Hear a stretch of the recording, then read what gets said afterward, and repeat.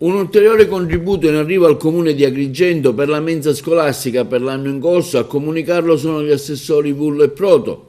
Il 2023 è iniziato sotto i buoni auspici per gli agrigentini. Da subito, dicono i due assessori, questi servizi saranno erogati per le mense. Infatti siamo riusciti a rimpinguare le somme per il contributo della mensa scolastica per l'anno 2022-2033, destinando la somma di ulteriore 60.000 euro stornati attraverso il Fondo di Solidarietà Comunale e l'azione sinergica messa in campo dai due assessori. Grazie alla sinergia tra l'assessorato alla pubblica istruzione e l'assessorato alle politiche sociali, il comune di Agrigento ha stanziato ulteriori 60.000 euro a sostegno delle famiglie con bambini di età compresa nella fascia tra i 3 e i 6 anni che frequentano la scuola dell'infanzia statale a tempo pieno nella nostra città.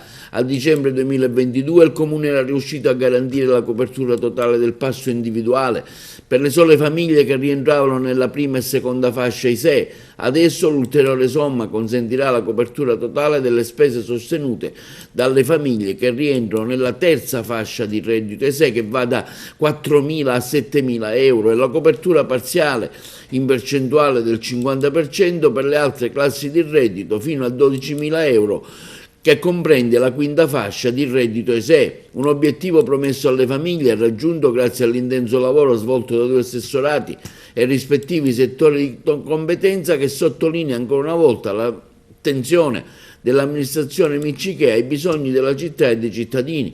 Le famiglie che rientrano nelle fasce di reddito previste potranno fare richiesta presso gli istituti scolastici appartenenti, compilando l'apposita documentazione, concludono gli assessori Vello e Proto. E ricordiamo a onor di cronaca che lo scorso mese di ottobre una decina di famiglie protestarono proprio davanti al comune di Agrigento per lo stop alla mensa scolastica per mancanza di fondi. L'evento fu indetto dal Codacons di Agrigento, che incontrarono proprio l'assessore alla pubblica istruzione Valeria Proto.